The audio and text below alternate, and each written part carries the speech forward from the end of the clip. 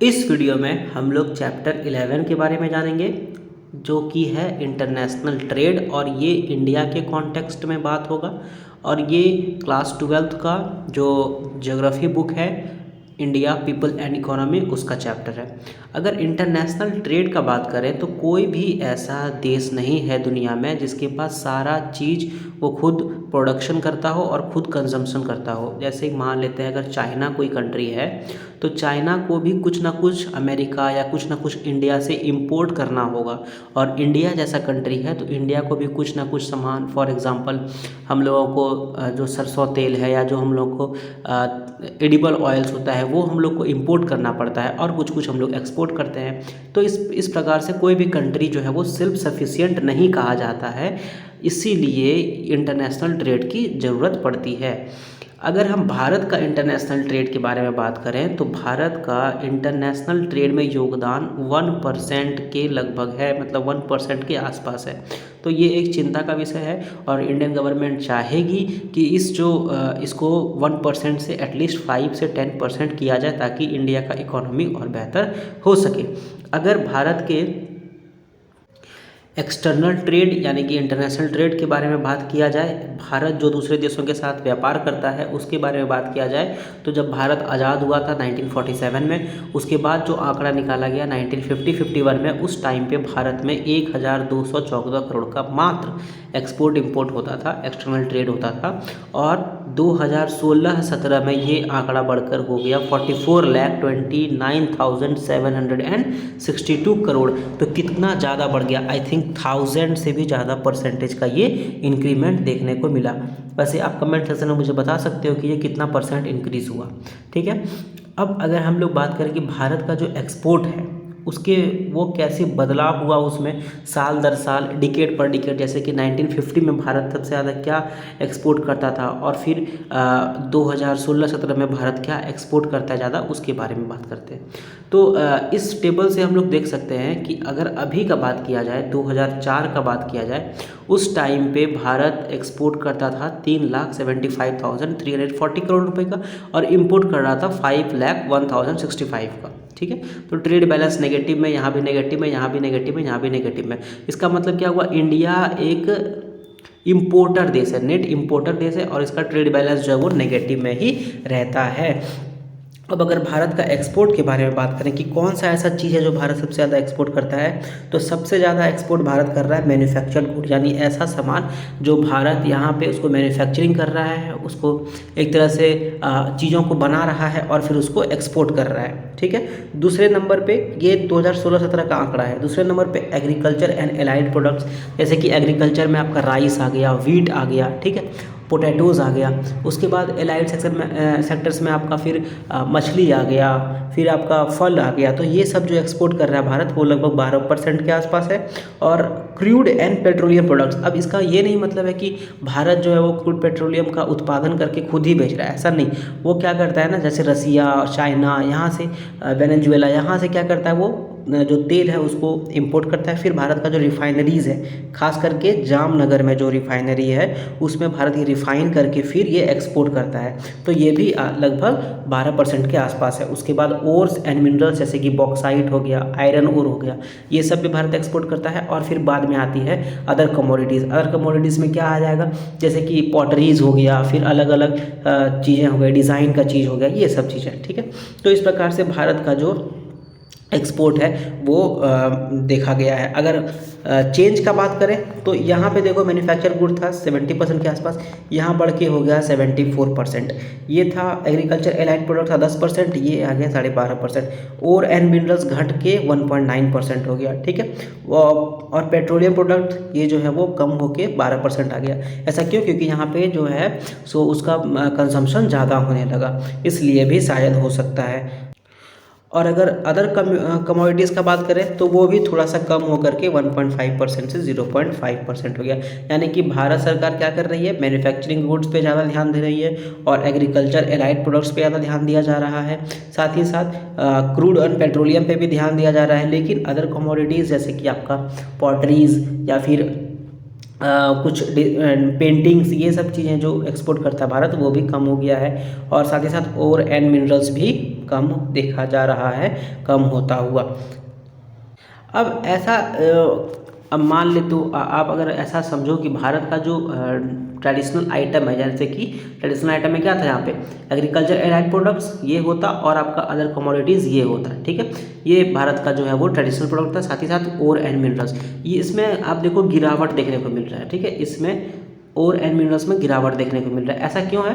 क्योंकि जो international market में जो कंपटीशन है वो काफ़ी ज़्यादा बढ़ गया है। साथ ही साथ अलग अलग देश जैसे कि चाइना, जापान, ये सब क्या कर रही है, फ़िश को अच्छे तरीके से एक्सपोर्ट कर पा रही है। साथ ही साथ जो आपका जो हॉर्टिकल्चर है, फ्लोरिकल्चर है, ये सब जो सामान है वो लोग अच्छी तरीके से इसको एक्सपोर्ट कर पा रहे हैं। और भारत जो है कहीं ना कहीं उसमें पिछड़ जाता है, ठीक है। और अगर जेम्स एंड ज्वेलरीज़ का बात करें तो उसमें भारत ठीक ठाक कंट्रीब्यूट कर रहा है। और इसके लिए खास करके आपको गुजरात वाला जो एरिया है वो काफ़ी ज़्यादा फेमस है, इनफैक्ट वो वर्ल्ड फेमस है। अब अगर भारत का इंपोर्ट यानी जो भारत आयात करता है अपने देश में, उसके बारे में बात करें तो ये 2016-17 का आंकड़ा है। एग्रीकल्चर और एलाइड प्रोडक्ट्स लगभग 2,28,000 करोड़। और फिर यहाँ सबसे ज़्यादा क्या है, मैन्युफैक्चर्ड गुड। इंडिया एक्सपोर्ट भी ज़्यादा मैन्युफैक्चर गुड कर रहा है और इंपोर्ट भी ज़्यादा वही कर रहा है। और मिनरल फ्यूल्स और लुब्रिकेंट्स भी काफ़ी कर रहा है, और ओर्स एंड मिनरल्स भी इंडिया काफ़ी ज़्यादा इंपोर्ट कर रहा है। पर क्या इतिहास से ऐसा ही देखा जा रहा है, मतलब जब से इंडिया आज़ाद हुआ तब से क्या ऐसा ही देखा जा रहा है? बिल्कुल नहीं। 1950s और 60s में क्या हुआ, भारत में खाने का बहुत दिक्कत हो गया, फूड शॉर्टेज हो गया। तो भारत क्या किया, उस टाइम पे अमेरिका से फूड इंपोर्ट करना शुरू किया। लेकिन फिर आता है HYV यानी कि हाई यील्डिंग वेराइटी सीड्स का रिवॉल्यूशन, और उसके बाद फिर भारत में जो फूड ग्रेन्स है वो कम होना शुरू हो गया। इनफैक्ट भारत क्या करने लगा, फूड को एक्सपोर्ट भी करने लगा, ठीक है। अब भारत जब फूड को एक्सपोर्ट करना बंद कर दिया, फूड को इंपोर्ट करना बंद कर दिया, तो उसके जगह पर क्या रिप्लेसमेंट आया, फर्टिलाइजर्स। क्योंकि फूड को फसल को उगाने के लिए फर्टिलाइजर्स का ज़रूरत था। फिर भारत का जो जनसंख्या थी, जो भारत का पॉपुलेशन था वो डेवलप होने लगा, तो उसके लिए पेट्रोलियम का ज़रूरत था, और ये सब भारत में नहीं बनता है, तो इसलिए इसका इंपोर्ट बढ़ गया। उसके बाद स्टील्स का इंपोर्ट बढ़ गया, क्योंकि भारत को डेवलप होना है, ब्रिजेस बनने हैं, रेलवेज बनना है, ठीक है। उसके बाद भारत में जैसे जैसे पॉपुलेशन विस्फोट हुआ, पॉपुलेशन बॉम्ब जब हुआ भारत में, तो उसके बाद बस्ट जब हुआ तो एडिबल ऑयल्स का इंपोर्ट बढ़ गया, केमिकल्स का इंपोर्ट बढ़ गया, ठीक है। फिर मशीन्स का इंपोर्ट बढ़ गया, और ये सब जो है किसके जगह पर आ गया, ये फूड ग्रेन्स के जगह पर भारत का ये सब इंपोर्ट बढ़ने लगा। ये क्या दिखाता है, ये दिखाता है कि भारत में जो है इंडस्ट्रियलाइजेशन बढ़ रहा है, अर्बनाइजेशन भारत में बढ़ रहा है, और भारत के जो जनता है वो धीरे धीरे एक तरह से अमीर हो रही है, उनके हाथों में ज़्यादा पैसा आ रहा है। साथ ही साथ भारत जो है जेम्स और ज्वेलरीज का, जैसे हम अभी आपके साथ डिस्कस किए, भारत जो है जेम्स एंड ज्वेलरीज का एक्सपोर्टर है, ठीक है। इसके लिए भारत क्या करता है, इंपोर्ट करता है। क्या चीज़ इंपोर्ट करता है, पर्ल्स को इंपोर्ट करता है, सेमी प्रीशियस स्टोन्स को, ऐसा जैसे कि आप समझो कि वो जो पत्थर जो हम लोग पहनते हैं, या डायमंड्स जो हीरा जवाहरात, ये सब भारत क्या करता है, इंपोर्ट करता है। उसको पॉलिश करने के बाद, उसको मैन्युफैक्चर्ड गुड्स कहते हैं, उसको पॉलिश करने के बाद वो एक्सपोर्ट कर देता है भारत, ठीक है। अब मेरा आपसे एक क्वेश्चन है, यहाँ पे क्वेश्चन ये है कि भारत जो है वो एडिबल ऑयल यानी कि खाने का तेल भी इंपोर्ट करता है, ठीक है। लेकिन भारत तो एग्रीकल्चरली रिच कंट्री है, यानी कि भारत में एग्रीकल्चर तो काफ़ी ज़्यादा होता है, और यहाँ पे लगभग 50% जो जनता है वो एग्रीकल्चर पे डिपेंडेंट है। तो ये होते हुए भी भारत को क्यों सरसों का तेल, सोयाबीन का तेल यानी कि एडिबल ऑयल भारत को क्यों इंपोर्ट करना पड़ रहा है? आप उसका आंसर कमेंट सेक्शन में मुझे दे सकते हो। अब अगर कंपोजिशन का बात करें कि इंपोर्ट कैसे बदला, तो 2009-10 का हम ले लेंगे पहले, फिर 2010-11, फिर 2015 और फिर 16-17 लेते हैं, ठीक है। पहले देखो फूड एंड एलाइड प्रोडक्ट्स, ये क्या था, 3.7 था, और अभी बढ़ कर के 5.6% हो गया, ठीक है। ये इंपोर्ट का बात हो रहा है। फिर फ्यूल का बात करें, यानी कि जैसे पेट्रोलियम हो गया, कोल हो गया, ये 33.2% था, ये घट करके 26.7% हो गया था। फर्टिलाइजर्स का बात करें तो 2.3% था इसका इंपोर्ट, और ये 1.3% हो गया, यानी कि भारत में भी कुछ कुछ फर्टिलाइजर्स बनना शुरू हो गए, ठीक है। फिर paper board manufacturing, news prints का अगर बात करें 0.5 से बढ़ करके 0.9 हुआ। कैपिटल गुड्स जैसे कि जैसे कि आपका कोई मशीन्स जिसको जो कि बहुत ज़्यादा इंपॉर्टेंट है कोई भी रिएक्टर में काम करने के लिए, या फिर कोई भी इंडस्ट्रीज़ में काम करने के लिए, वो 15% था, वो थोड़ा सा घट करके 13.6% हुआ। तो इसका ये क्या मतलब निकाला जा सकता है कि भारत में डेवलपमेंट हो रहा है, और ख़ास करके कहाँ डेवलपमेंट हो रहा है, मैन्युफैक्चरिंग में डेवलपमेंट हो रहा है, क्योंकि कैपिटल गुड्स देखो कम हो गया।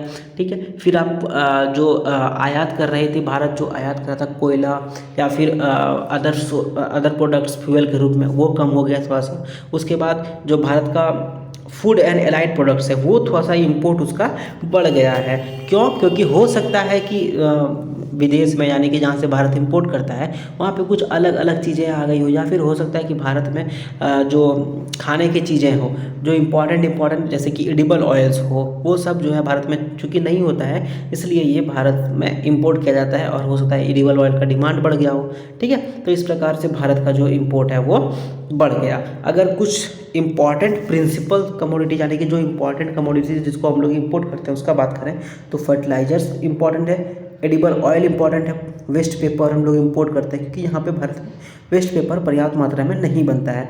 नॉन फेरस मेटल्स, यानी कि ऐसा मेटल जिसमें कि आयरन नहीं हो, जैसे कि अल्मोनियम हो गया, बॉक्साइट हो गया, ठीक है, ये सब इंपोर्ट करना पड़ता है। पेट्रोलियम इंपोर्ट करना पड़ता है, ऑयल लुब्रिकेंट्स इंपोर्ट करना पड़ता है, पर्ल्स, प्रीसियस मेटल्स, मतलब जो हीरा जवाहरात, ये सब इंपोर्ट करना पड़ता है। मेडिसिनल प्रोडक्ट्स भी हम लोग को इंपोर्ट करना पड़ता है, खास करके कहाँ से, चाइना से। ठीक है, और केमिकल प्रोडक्ट्स भी भारत को इंपोर्ट करना पड़ता है।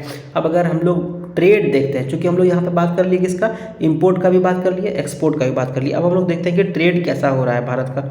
तो अगर भारत का ट्रेड देखें अलग अलग रीजन से, तो उसके बारे में आपको समझ में आएगा कि यूरोप में हम लोग ज़्यादा क्या कर रहे हैं, 2010-11 में इतना इंपोर्ट था और ये बढ़ के इतना हो गया। ठीक है, यानी कि हम लोग का इंपोर्ट देखो हर जगह पे बढ़ रहा है, अफ्रीका से भी बढ़ गया, नॉर्थ अमेरिका से भी बढ़ गया, लैटिन अमेरिका से भी बढ़ गया, और यहाँ तक कि एशिया और आसियान रीजन से भी हमारा इंपोर्ट जो है वो बढ़ गया। ठीक है, और भारत ये चाहता है कि उसका जो शेयर है इंटरनेशनल ट्रेड में वो बढ़ के एटलीस्ट 5-10% तो हो ही जाए। अब ये तो हम लोग बात किए ट्रेड के बारे में, पर क्या आपको पता है कि ट्रेड के लिए इंपॉर्टेंट चीज़ क्या है? सबसे पहले तो वहाँ पे सामान होना चाहिए जो कि हम ट्रेड कर सकें। उसके बाद इंपॉर्टेंट आता है सी पोर्ट, यानी कि जो भारत का ज़मीन है या किसी भी देश का ज़मीन है, अगर वो सी से लगा हुआ हो, उसमें एक ऐसा मतलब फैसिलिटीज़ हो जहाँ पर शिप आकर के रह सके, खड़ा हो सके, उसमें सामान लोड हो सके, अनलोड हो सके, तो ऐसे जगह को हम लोग पोर्ट का दर्जा दे सकते हैं। ठीक है, अब एक इंटरेस्टिंग फैक्ट भारत के बारे में ये है कि यहाँ का जो वेस्ट कोस्ट है, यानी कि वेस्ट कोस्ट कौन सा हो गया, ये वाला पूरा रीजन, ये वाला रीजन, ठीक है, ये वाला हो गया अपना वेस्ट कोस्ट। यहाँ पे ज़्यादा पोर्ट है as compare to east coast. ठीक है, अब ऐसा क्यों है, आप लोग इसका आंसर दे सकते हो, और अगर अभी आप आंसर दे सकते हो वीडियो को रोक के, वरना मैं इसका आंसर अंत में बता दूंगा। ठीक है, इस वीडियो के अंत में इसका आंसर मैं बता दूंगा। तो भारत के अगर पोर्ट के बारे में बात करें, जैसे आपको पता ही है कि भारत में अभी 12 मेजर पोर्ट है, यानी कि 12 जो पोर्ट्स हैं वो बहुत ज़्यादा इंपॉर्टेंट है भारत के लिए, और 200 माइनर पोर्ट है, यानी कि 200 पोर्ट्स ऐसा है जिसका उतना ज़्यादा वैल्यू नहीं है, बट वो भी इंपॉर्टेंट है, क्योंकि वो क्या करते हैं, एज अ रिफ्यूलिंग काम कर सकते हैं, या बड़े बड़े पोर्टों के लिए वो सहायक के रूप में काम कर सकते हैं। ठीक है, भारत का इम्पॉर्टेंट पोर्ट्स का अगर बात करें तो सबसे ज़्यादा इंपॉर्टेंट है कांडला पोर्ट, फिर Mumbai port, Jawaharlal Nehru port, Marmagao port, new Mangalore port. ठीक है, उसके बाद आपका हो गया विशाखापट्टनम, पैराद्वीप, हल्दिया और कोलकाता।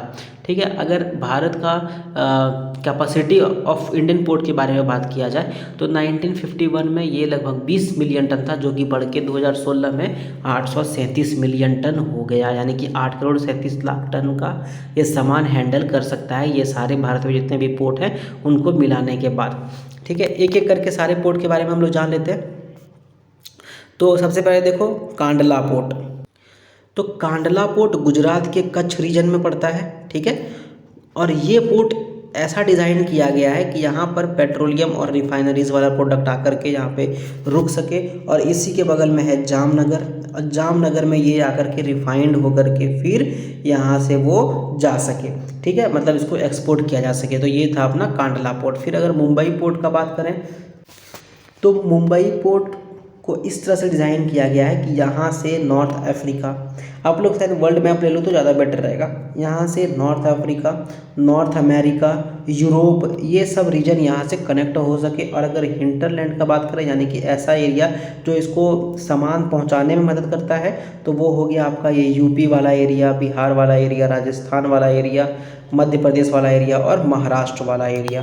ठीक है, तो ये था अपना मुंबई पोर्ट। फिर अगर जवाहरलाल नेहरू पोर्ट का बात करें तो ये भी मुंबई में ही है और ये एक सेटेलाइट की तरह है, यानी कि मुंबई के बगल में पड़ता है और मुंबई का एक तरह से हमदर्द बन के ये रहता है जवाहरलाल नेहरू पोर्ट, क्योंकि अगर ज़्यादा वहाँ पे हो जाए तो जवाहरलाल नेहरू पोर्ट में ये ट्रांसफ़र किया जा सकता है। अभी हाल ही में एक न्यूज़ था कि जवाहरलाल नेहरू पोर्ट को अडानी ग्रुप जो है वो काफ़ी कुछ शेयर उसका खरीद रहा है। ठीक है, और उसको प्राइवेट करने का भी प्लान गवर्नमेंट ऑफ इंडिया उसको बना रही है। ठीक है, और भारत का ये लार्जेस्ट कंटेनर पोर्ट है, यानी कि ये एक ऐसा पोर्ट है जहाँ से जो शिप्स है वो दूसरे जर्नी के लिए, यानी कि दूसरा पोर्ट के लिए वो आगे रवाना हो सकता है। ठीक है, मरमगांव पोर्ट का बात करें तो ये गोवा में स्थित है। ये देखो आप मरमगांव पोर्ट, ये आपका गोवा ये रीजन रहा, ये मरमगांव पोर्ट बच गया और यहाँ पे ये स्थित है। और ये 1961 में इसका स्थापना किया गया था, इसका इस्टेब्लिशमेंट किया गया था और इसको जापान में जो आयरन ओर भारत एक्सपोर्ट करता है उसके लिए इसको बनाया गया था। और अभी जो है वो आपका कोंकण रेलवे हो गया, ये सब क्या करता है, इसके लिए सामान लाने का काम करता है, यानी कि जो आयरन ओर है उसको लाने का काम करता है। साउथ महाराष्ट्र, कर्नाटका, गोवा, ये सब। ठीक है, फिर आता है न्यू मैंगलोर पोर्ट, ये आपका पड़ता है कर्नाटका में और ये हैंडल करता है fertilizers, petroleum products, edible oils, ये सब के बारे में। ये देखो आप, ये था मैंगलोर पोर्ट, ये आपका कर्नाटका वाला रीजन है और यहाँ पे मैंगलोर पोर्ट पड़ रहा है एकदम केरला और कर्नाटका रीजन के बीच में। और यहाँ पे क्या आपको जाता है, एडिबल ऑयल्स हो गया, पेट्रोलियम प्रोडक्ट्स हो गया, यहाँ से जाता है कॉफ़ी, ऑयल्स, कॉफ़ी वगैरह के लिए आप यहाँ से कर्नाटका वाला रीजन से, कुर्ग वाला रीजन से यहाँ पर स्पाइसेस के लिए इसको यूज़ किया जाता है। फिर अगर कोच्चि एयरपोर्ट का बात करें तो इसको कहा जाता है क्वीन ऑफ अरेबियन सी। ये कोच्चि एयरपोर्ट जो कि केरल में है, ठीक है, इसको कहा जाता है क्वीन ऑफ अरेबियन सी। और ये इसके पास एक एडवांटेज है कि यहाँ पे सुएज कोलंबो, यानी कि ये वाला जो, यहाँ देखो कोलंबो रूट हो गया, ठीक है, और यहाँ से ये चला जाता है सुएज कनाल।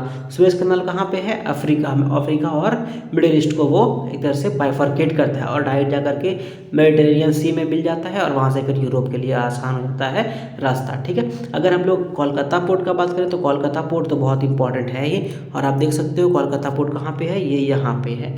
ठीक है, कोलकाता पोर्ट कोलंबो को कनेक्ट करता है और कोलकाता पोर्ट ब्रिटिश के टाइम से ही स्टार्ट किया गया था, हुगली रिवर पे है। ठीक है, ये इसका जो है सिग्निफिकेंस वो घटते जा रहा है क्योंकि विशाखापट्टनम, पाराद्वीप और हल्दिया में इसका जो सामान है वो जा रहा है। अब देखो पाराद्वीप में, विशाखापट्टनम में और हल्दिया जो कि इसके बगल में है, वहाँ पे उसका सामान को डाइवर्ट कर दिया जाता है। ठीक है, हल्दिया पोर्ट का बात करें तो ये कोलकाता से लगभग 105 किलोमीटर की दूरी पर है और यहाँ पर आयरन ओर वगैरह, ये वाला देखो हल्दिया पोर्ट, ये कोलकाता से बगल में ही है और ये क्या करता है, आयरन ओर वगैरह को यहाँ से एक्सपोर्ट करता है। आयरन ओर के लिए ये वाला रीजन इसके लिए बहुत ज़्यादा वाइटल हो जाता है, फिर बहुत ज़्यादा इंपॉर्टेंट हो जाता है। ठीक है, फिर अगर हम बात करें पाराद्वीप पोर्ट का तो पाराद्वीप कटक के पास है। ठीक है, और यहाँ पे बहुत बड़ा बड़ा जो वेसल्स है, बहुत बड़ा बड़ा जो आपका कंटेनर शिप है वो वहाँ पर आकर के रुक सकता है। और ये यहाँ पर भी मेनली आपको आयरन ओर देखने को मिलता है जो इसका कि हैंडल किया जाता है। ठीक है, उड़ीसा, छत्तीसगढ़ और झारखंड यहाँ पे काम में लगे हुए हैं, यानी कि पाराद्वीप क्या करता है, उड़ीसा वाला रीजन, झारखंड वाला रीजन और छत्तीसगढ़ वाला रीजन को यहाँ से वो आयरन ओर को एक्सपोर्ट करने के लिए मदद करता है या फिर उसको रखने में मदद करता है। विशाखापट्टनम पोर्ट का बात करें तो ये क्या करता है, ये एक आउटर हार्बर है और ये मेनली आयरन और पेट्रोलियम और जनरल के लिए इसको इस्तेमाल में लाया जाता है। फिर आपका पड़ता है चेन्नई पोर्ट वैसे ही, और फिर आपका तुतीकोरिन पोर्ट। ठीक है, अब बात करते हैं हम लोग एयरपोर्ट का। तो भारत में एयरपोर्ट का जो डेवलपमेंट है वो अभी के सिचुएशन में, अभी के हालात में, अभी का टाइम पे काफ़ी ज़्यादा तेज़ी से हो रहा है। भारत सरकार भी चाहती है कि भारत का लगभग हर स्टेट जो है वो एयरपोर्ट से कनेक्टेड हो जाए। ठीक है, और अभी भारत का जो 2016-17 का बात किया जाए तो उसमें 25 मेजर एयरपोर्ट्स हैं। वो मेनली कहाँ पे हैं, अहमदाबाद, बेंगलोर, चेन्नई, कोलकाता में देखो आप एयरपोर्ट से कनेक्टिविटी ऑफ इंडिया देख सकते हो, ठीक है, कितना ज़्यादा कनेक्ट है। सबसे ज़्यादा कनेक्टेड कहाँ से है? दिल्ली से, उसके बाद आपका मुंबई से, ठीक है, ये सब जो मेन मेट्रोपॉलिटन सिटी है वो उससे कनेक्टेड बहुत ज़्यादा है। फिर आपका चेन्नई से और फिर आपका कोलकाता से। तो गवर्नमेंट चाहती है कि ये पूरा जो नक्शा है थोड़ा सा और इसमें घना हो और भारत एयर रूट से पूरा ऑल ओवर इंडिया में और भी एयरपोर्ट्स बने और पूरा इंडिया जो है वो एयर रूट से और अच्छी तरीके से कनेक्ट हो सके।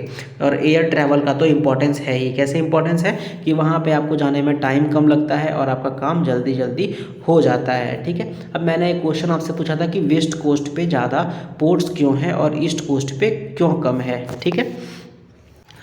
तो देखिए वेस्ट कोस्ट में क्या हो रहा है ना कि यहाँ का जो पोर्ट्स है, यहाँ का जो कोस्ट है, उसके बाद जो समुद्र आता है, ये ओशन है, ठीक है, इसके बीच का जो गहराई है वो ज़्यादा है और यहाँ पे जो कोस्ट है, यहाँ का जो गहराई है वो थोड़ा कम है, ठीक है। इसलिए यहाँ पे ज़्यादा पोर्ट्स जो है वो डेवलप किया गया। साथ ही साथ जब यूरोपियंस आया तो सबसे पहले वेस्ट कोस्ट को ही ज़्यादा डेवलप किया गया।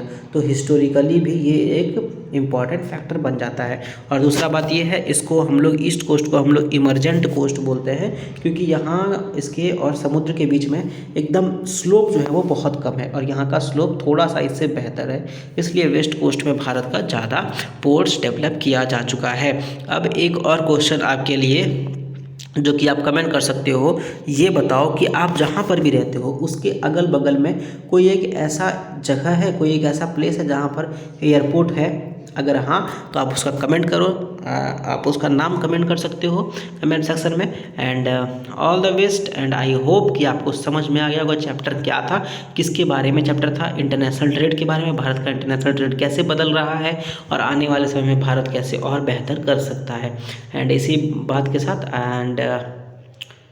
अगर ये वीडियो आपको अच्छा लगा तो आप इसको लाइक करो, दोस्तों के साथ शेयर करो, कुछ पूछना है बताना तो कमेंट करो, चैनल को सब्सक्राइब करो एंड मजे में जीते रहो and thank you very much.